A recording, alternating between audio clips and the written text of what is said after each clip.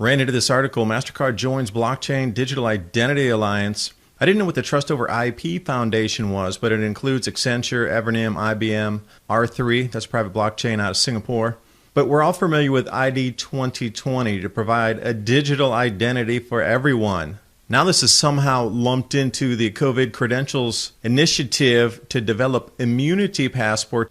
You're going to have to pay for this monthly or quarterly. At least some prices are coming out between $20 and $90.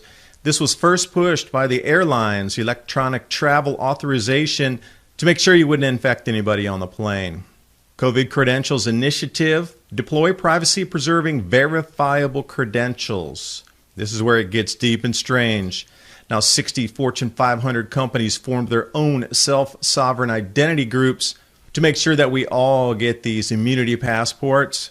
At least that's a surface layer, because when we get into the universal registrar, otherwise known as a decentralized identifier, it goes deep and it keeps rewinding to the same companies again and again, from the finance to the operating systems. And the thing standing in the way right now are these interoperable overlays, because it's all about getting you registered on this thing and somebody else to oversee you as a guardian. This is where we tumble down the rabbit hole. Individual organizations willing to take legal responsibility for managing the agent wallet on behalf of the person under guardianship, meaning you're owned by somebody in the corporate world. Self-sovereign identities, decentralized identity, overseen by sovereign, the Identity for All Council, I4A.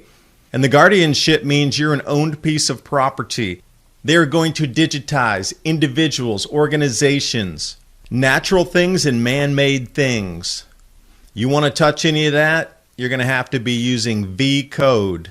And to give you an idea of the money and backing behind this, these are just the players in Singapore that are bringing this to life. Australian politicians say you won't be able to partake in any type of everyday life if you don't get this COVID passport. RFID chips are not mandatory for now, but you shall not buy, sell, or trade without this mark. And in the year 2020, it's so important to keep your body functioning at optimal performance. And collagen may be the closest thing we will ever get to a true fountain of youth. After all, collagen's the most abundant protein in your body and essentially the glue that holds it all together. Even worse, various lifestyle factors that you may have been exposed to, such as poor diet, lack of sleep, smoking, pollution, stress, all of these can deplete your collagen levels even faster. And the year-over-year loss of the most abundant protein in our bodies is the key reason that we start to look and feel older. When you're middle-aged, you're only producing half of the collagen you did in your youth. My focus is about digestive health, because the change in our diets from foods being unavailable and moving to seasonal harvests, and the entire spectrum of availability of foods is changing. There's so much more to talk about with the benefits of collagen. You can visit healthwithadapt2030.com to learn more. The link's in the description box below.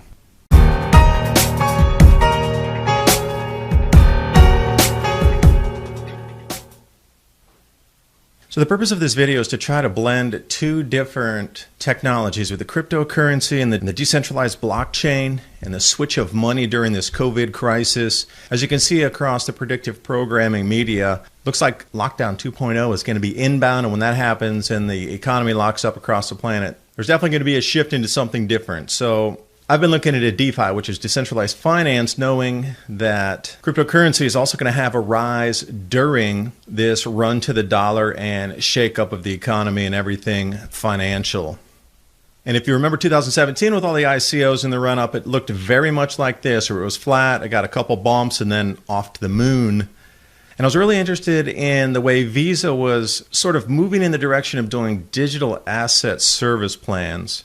Now, this was a way to get digital signatures and cross-platform identity services that were trusted, quote unquote. And this could have been done on the blockchain with a certain set of protocols in order to be able to unlock or transfer funds. It wasn't like a multi-signature wallet, something completely different. I'm really interested in the way that this technology is moving forward, because I think it's going to be part of our world. And it seems to be taking a nefarious turn where things that were supposed to be freeing humanity are now going to be used to put it in chains. So what we have in the first part of the video here talking about the COVID passport, that's now. literally now happening. They're going to want you to get the test to be verified to move on public transport. What's coming in the beginning of 2021 is the last part of the video, and these two are blending into expediency, or the next lockdown 2.0 is going to usher in the rest of this tech that you are going to be required to adhere to whether you like it or not. You're going to be owned by a company. So looking into the giant payment systems here, MasterCard joining the Blockchain Digital Identity Alliance, ID 2020. Now this is a protocol that's put out by Gates and an enormous amount of others that are going to require digital identity. This is the whole thing about getting the star on your driver's license if you're in the United States. You know how they're not going to let you board a plane unless you have this? It's to try to funnel you into this system. Because unless you're going to want to not travel ever again, you're going to have to get this. So I went to the ID 2020 website to try to dig out a little more information, and obviously it's very general, very generic. It just says provide a digital ID to everyone. Doesn't sound that nefarious until you understand what that means about tracking you. But another thing, the way the ID 2020, I thought it was maybe a spacing issue in my computer, but then as I tried another device and noticed the ID 2020, how the 2 is chopped off. So for me, that was a signal to maybe invert it and mirror it. So I did a couple combinations here, and then if you double it again, you get this IB8 with some strange symbol in the middle, which I still am trying to look up. I haven't found it yet, but then you get the 8 reverse BI. So if you know anything about the symbolism here, please put it in the description box below so we can share information. And then beyond the catchy headlines, which most people don't go after, if you read further into it, you're going to see this ID 2020 Alliance is basically started by Microsoft.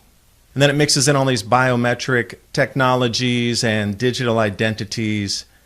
But then there has to be a storehouse or the technology behind it to run it all. It's not just blockchain, that's its own thing. But then there has to be an interface between that and companies holding on to this information. And that's where we get into Accenture, IBM, Oracle, and the whole gamut of tech companies.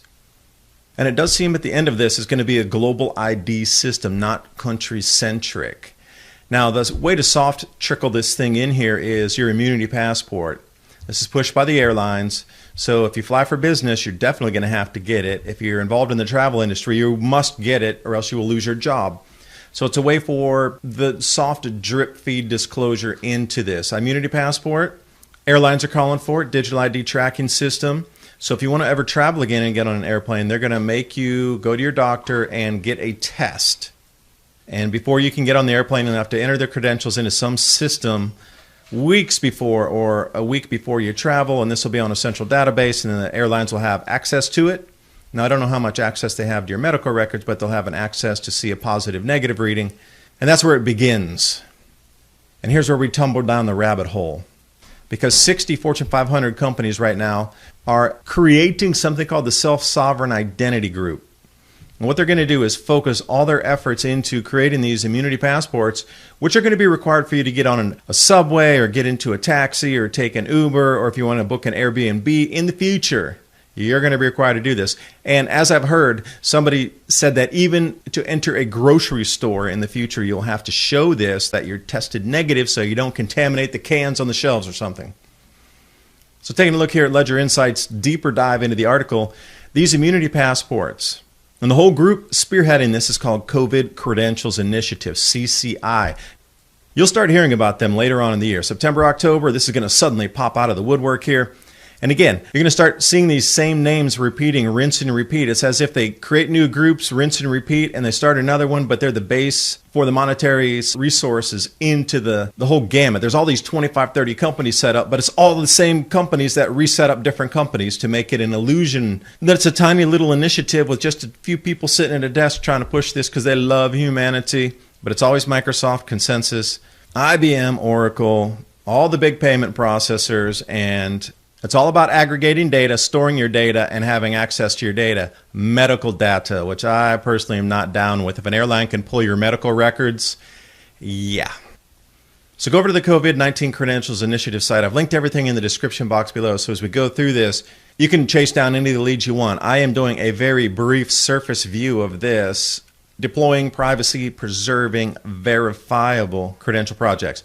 So you can't verify your identity anymore with the government. It can only be through these private companies that are going to tell you how you have to verify and how you have to pay for this every time you want to verify.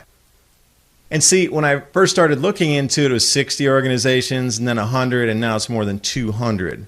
So a perfect example of this being deployed right now is in China, where you see the girl there. She has her phone turned toward you. It has a green mark on it, which means she's allowed to travel freely, get on a subway, bus, whatever, go into stores. If that's red, they won't let her on anything publicly. So I was wondering, how much is this going to cost? Are all these companies going to eat the cost and just do it for free because they love humanity? Of course not. Now, this is going to be forced by law in the future. The ImmuniPass card or the ImmuniPass digital itself, the physical card's $20 and the digital app that goes along with it is $80. So since most American media is talking about being tested monthly, you can look at this as having a $90 monthly test to prove that you're not infected wherever you go. You get the card with it. It's a nice looking card. But see those barcodes and the QR code on there? This is where it gets a little bizarre. Because anybody can check on you. Anybody who has access to this data system here. All they have to do is either scan either of those and then boom, your identity is going to come up and everything about your medical history associated with the COVID inside this thing. Plus they're going to know your name, your address, your identity, your birth date, the height, and all these things about you biometrically. Now, it's anybody who has access to the system, and that's going to be millions and millions and millions of people. So nothing could go wrong with that, I'm sure. So how it seems to work so far here is you're going to get a color code assigned to your ImmuniPass based on the test results that you have to go to your doctor yourself and get, and then you put it into ImmuniPass, and they enter the credentials for you, whatever the scan code was off of your medical results. White is not tested. So this is interesting. Why would they have a code for no test unless they're going to give this to everybody as an ID, and then wherever you go, if it's white or you didn't get tested, you're not allowed in? Why would there be a no test? Obviously, if you have it, you had some test, unless they're going to give it like driver's licenses, passports, or with social security numbers, whatever, and it's going to color code you with what you are. Red, you're positive. Then you're going to have to take additional tests and additional tests and additional tests until you can prove some sort of antibodies. And then yellow will be some sort of presumed immunity. And then green will finally turn over from the red after you've had umpteen tests to prove something. And ImmuniPass is not the only one out there. And I did a previous video on this talking about just the one aspect of entering a supermarket that's going to be required beyond the mask wearing and all that. You're going to have to show this as green before they're going to let you into a store where if you're getting stimulus money, at least in the United States, that'll be deposited into your digital wallet with the new Fed coin. You're going to be required to take this in at the point of purchase. No green, no entry. And everybody's going to have this on their phones or else you're not going to be able to go in anywhere. Buy, sell, trade, or transact. Now, CoviPass is another one. So there's 3 already rolled out. And these are multi-billion-dollar companies rolling these platforms out to get you tested and into the system. Now, the ultimate goal of this, after reading a few white papers, which I'll present in just a second here, is V-code. It's going to be the one code, the infinite possibility, and I love how they put event tickets. Like really getting my full digital identity and medical records onto a code system on an app on a computer or a card that's QR code or barcode swipeable. It's all about travel tickets and event tickets. Sure it is. It's all about control over you. And with the CCI here, you're the holder or the provider. But somewhere in the middle, you get claimed by a company with the verifier, which is the technology protocol to show if it's green, red, white, blue, purple, whatever.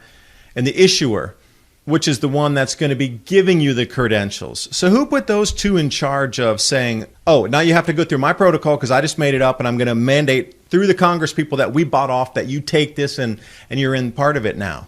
It's pretty much what just happened. And like I said, most people skim headlines, but I'm one of those guys who likes to read deeper. So the Ledger Insights continues with this digital identity. MasterCard is now joining something called the Trust Over IP Foundation. I never heard of it before doing this video. Evernym, IBM. Well, R3 I'm familiar with because I met a couple guys in Taipei that were from Singapore that were coming up. It's a private blockchain and it's meant just for this. No public eyes. They're going to run everything on private blockchain that's involved in this whole track and trace. So Trust Over IP has its own individual website with all the members, so I put all that below in the description box too. This list here is tiny what you're seeing in comparison to all the others that are involved in this overlap between the Universal Register and the COVID Trust IP with all the initiatives. So you start seeing the same names again and again, and it was really baffling and almost disturbing. Every website I went to had the same main characters as the main funding entities for all of this. Like I said in the beginning, it seems as if they've all come together. They have Idea A, and they create a new company for Idea A. Okay, that's the app. And then they come and they say, well, Idea B is going to be the barcode that goes on the app. And then they start a whole new initiative and a whole set of protocols and companies just for the barcode application. And then they'll come up in the initiative C, oh, we got to have the QR code with that. And that's a whole entirely different company just to get the QR code just for the COVID track and trace. But it's all the same companies. It's almost like they're piecemealing out each individual thing, making their own initiatives for it. And when I say it goes deep, I want you to understand truly how deep it goes. This is off the Trust IP website, and this is just a spackling of the companies involved in this. That list, you can scroll down, scroll, and it keeps going in the companies involved in this. And since we're talking about R3 and the whole Singapore blockchain landscape, these are the companies just in Singapore involved in all these protocols that are moving forward globally. So if it's like this just in Singapore, what's it like in the United States? What's it like in Europe from all these bigger companies that are intertwining with all this? It's a global ID program, pure and simple. There's no way around it. Now, one of the key players here, Evernym, are the ones who put forth this great idea of sovereign self-identity. You can get the COVID-19 test status credentials. Thank you very much. You can get healthcare professional credentials. Incredible, because then they can cross-pollinate. And if you're the healthcare professional, you're allowed to look me up and check out my status credentials. Remote learning, teaching, whatnot, and remote employment. See, this is where they get you in this double pincer. They're going to be the ones also in charge of clearing you health-wise for your employer to allow you to enter the offices. So see, now we're getting into this Rubik's Cube here of who controls who. Enter the self-sovereign identity. Evernym, again, oh, imagine that. Decentralized identity, blockchain identity, portable digital identity. Meaning you don't go anywhere without this thing, without your test results. And here's the thing where they start splicing language together here. Decentralized semantics. And it's about an interoperable overlay on the deployment of all these technologies. Meaning that if I have the QR code, it has to sync and work with the app development on all the protocols across all these companies and all the initiatives.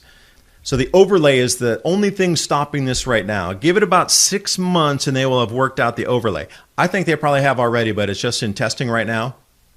Because it's about now integrating all these Linux Foundation templates so they can get a request. And when they get that digital request, then the utility and service providers can then integrate and send back the answers or information, whatever it is they're looking for.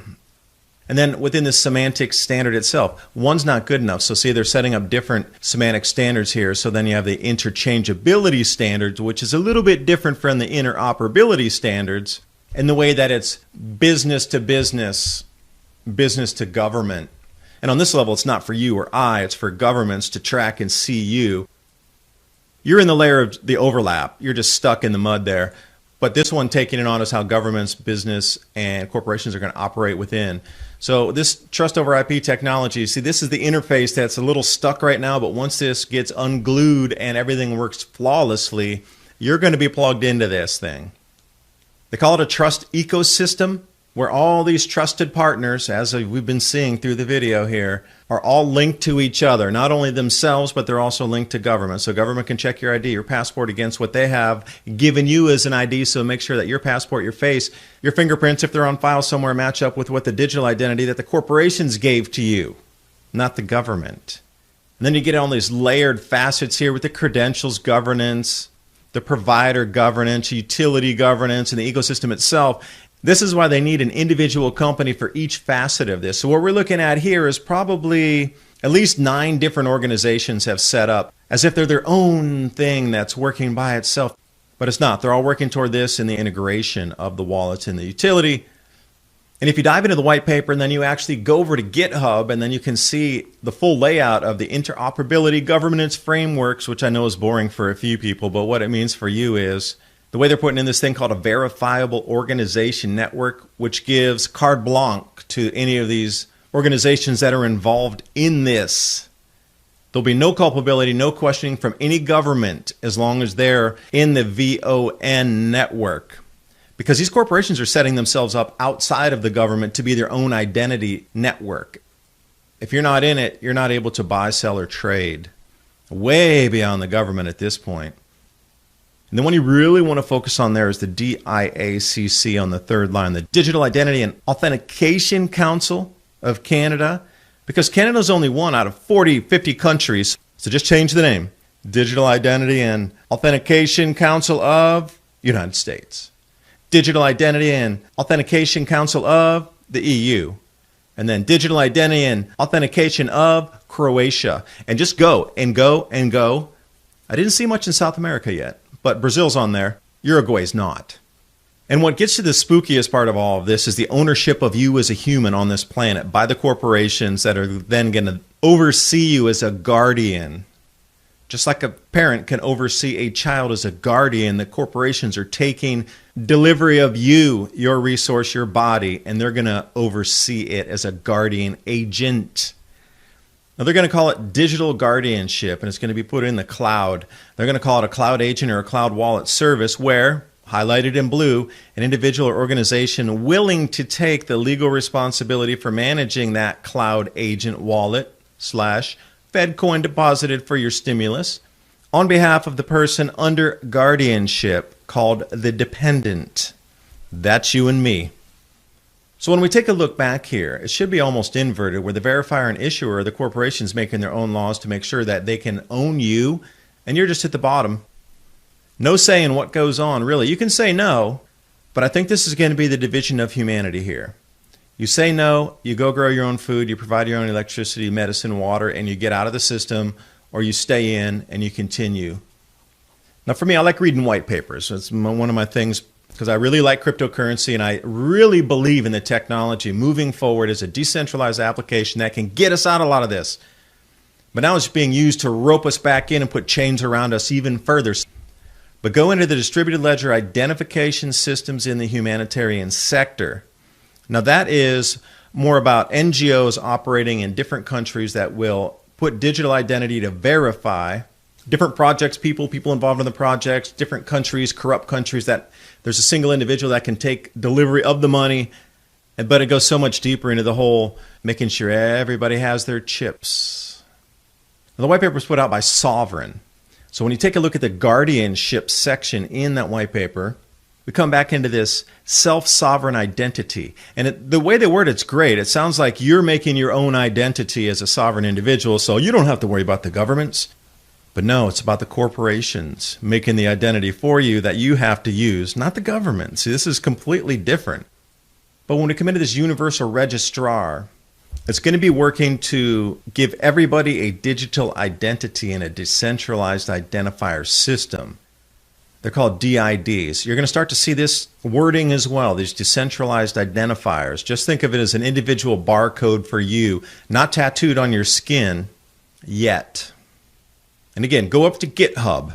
You can check out anybody's project that has something with either decentralized finance, blockchain, and there's so many others out there too. Patents and anything digital in that whole space of storage, integration, computing, or whatever it is. GitHub is the place to go to find this.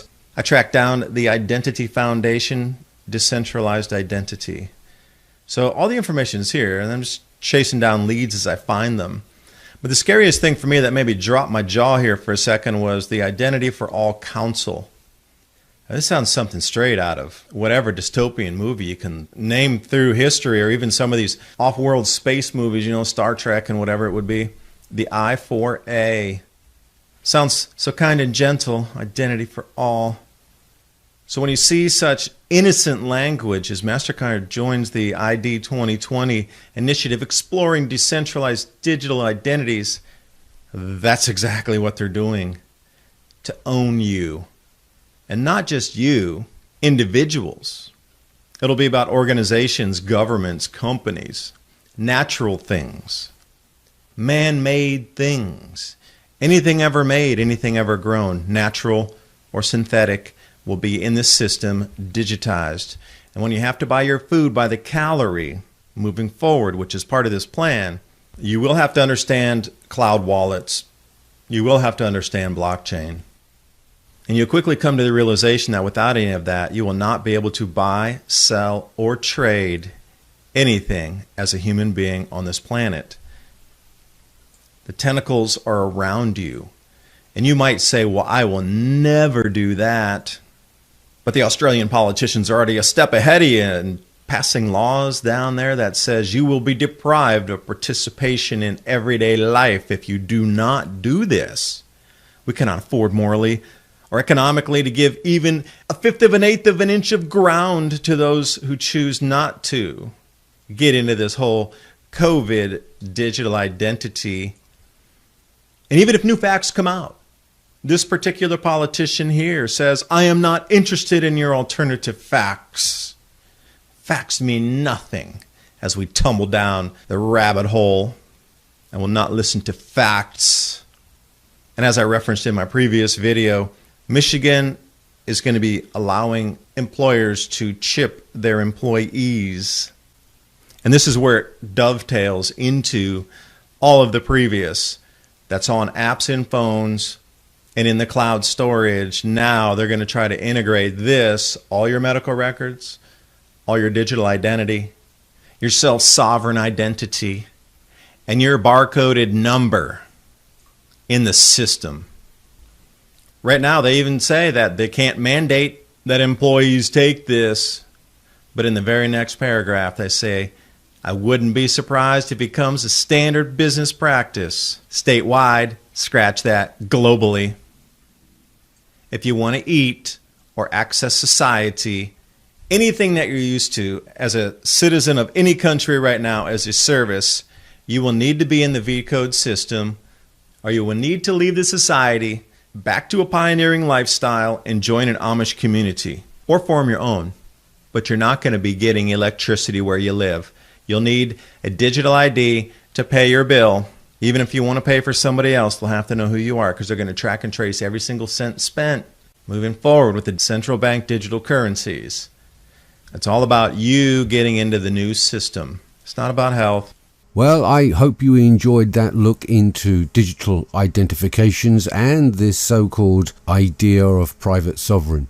As if that wasn't all bad enough. First, we had the sidestep from the law of the land to admiralty, maritime or military acts, statutes and legislation for the single purpose of hiding our true nature, our true sovereignty of being. And the digital aspects that we've just previously looked at are no different. It is just another reset, only this time they're using the internet and obviously the 5G system to do it. But once we start to recognize what true sovereignty of being really is, I mean, just understanding what that is, this alone will cause all of those man-made laws to crumble under the foot of universal laws that cannot be usurped by any man, irrespective of perceived social position. No man-made mandate can exact control over a secured party creditor for and on behalf of your fictional strawman. The all-new digital data collection laws, all the tracking devices, they have no meaning to a sovereign man or woman since they are above man-made laws and can prove it upon request. But of course, since they wish to use your copywritten property, in this case your strawman's name, whose ass you now own, making you the creditor and therefore able to discharge all debt and maintain honour, as you explained how all these mandates, acts and laws are not applicable since they are made by man for dead, fictitious persons of a bankrupted state-controlled system of IOUs that have actually no value in commerce attached to them since the 1930s, for God's sake. Ergo, everything is based on a lie. Therefore, under many contractual laws, including the fact that we can prove they have breached non-disclosure or full disclosure, since we've had to find out for ourselves what they have been doing. This fact alone demonstrates breach of all contracts, since the full facts of the contracts were never discussed nor agreed upon by ourselves ever since the birthday. Birth. So, under their own laws, this is a serious breach of all contracts and makes all contracts void. As I've mentioned previously, I will be uploading a deeper conversation about the solutions journey we are taking together. However, in the podcast that I'm going to upload, I discuss aspects that rarely come up in conversations about this particular type of journey. It seems always to be focused on the acquisition of knowledge where we can then seek remedy in a particular area. And while that may be a noble goal, what is not so obvious are the changes in you as you explore the path of legal remedy and how best to apply it. It changes how you see you, how you start to reveal more of the matrix and what sits behind the curtain of Oz, as it were, about how the real world works. The podcast aims at addressing this kind of paralleled evolution, born of knowledge we all experience, and perhaps together we can forge the path forward for us based on the content of that podcast. So anyway, as always, look out for that next podcast, which will be going up pretty soon. And as always, I appreciate any support via PayPal, Patreon, or Bitcoin. And my next guest will be Mark back again to continue the interview of our solutions-based series. And don't forget, my latest t-shirt design, which backs the solution-based series, is on screen now, as you can see there. Freedom through knowledge. That's all we really need to focus on, folks. So, until next time, question everything, believe nothing, and stay curious. And I'll see you on deck very soon.